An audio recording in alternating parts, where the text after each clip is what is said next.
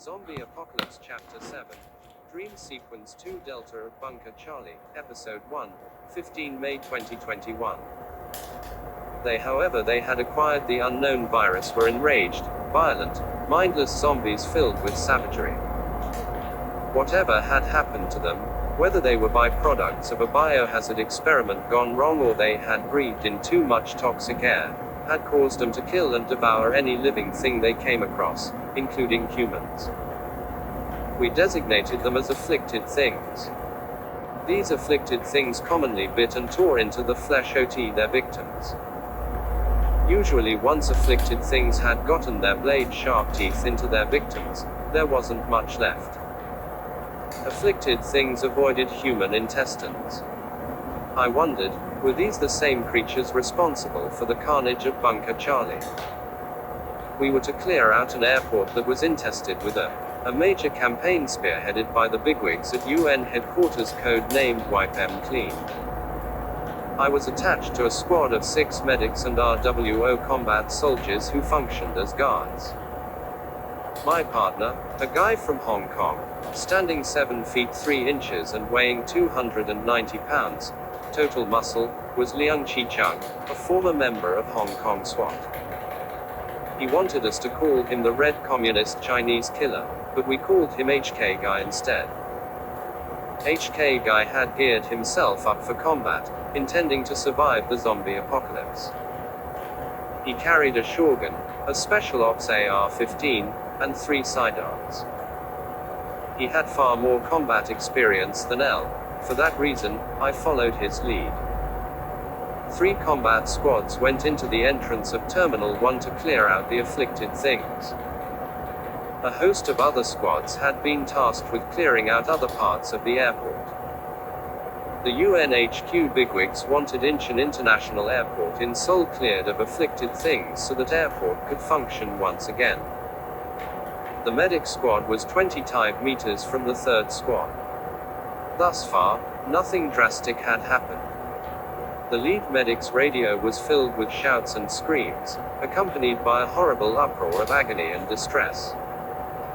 Firefights erupted as all the other squads cleared every part of the airport. It sounded as if our guys were taking some heavy hits. Repeated requests for immediate evacuation and medical assistance were heard from almost every other squad clearing the airport, accompanied by pandemonium amid the firefights. All 6 medics were veterans of this type of conflict. The screaming didn't affect them. Their backpacks were twice their body weight. Each carried a sidearm M9. HK Guy was in front, the 6 medics were in the middle, and I was covering the rear. The leader of the 3rd squad spoke into the radio, doing a check with the lead medic. "Doc, radio check." The lead medic responded, 25 meters behind, all go.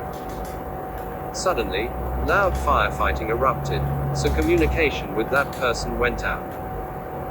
The lead medic warned others with her stare. HK Guy checked the tracking device to ensure that we weren't farther than 25 meters behind the last combat squad. He said, "We're at 26 meters. Follow me."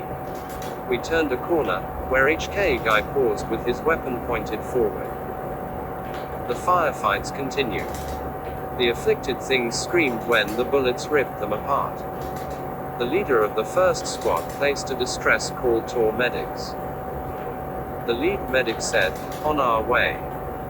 With HK Guy at the front, we rushed over there, running past the 3rd and 2nd squads, who were maintaining the defensive positions.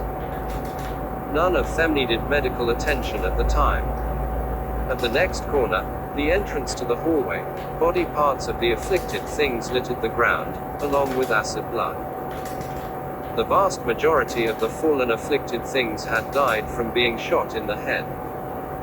We'd been given strict orders to shoot the afflicted things in the head. There were about 50 of those things with their heads either shot off or shot into pieces. Their bodies were naked. Their fronts were marked by very large veins. Between that and the bullet holes, it was hard not to vomit. The afflicted thing's thick blood was also abnormal, extremely dark red and thick like glue, accompanied by the strong acidic smells of some unknown chemical. I was almost sure that these afflicted things and the other afflicted things were the end product of some biohazardous experiment gone amok, or else an experiment that had yielded favorable results to the North Korean mad scientists, as they had hoped. Either way, the 3 combat squads, among others, had been mandated to kill on sites without fail. To be bitten by one of the afflicted things was a guaranteed death. We reached the first squad. One of the soldiers had been bitten in the neck with a large chunk of flesh missing, exposing the veins and fatty tissue. Those who were helping the soldier were extra careful not to touch her blood. The lead medic evaluated the soldier, then told everyone to get back.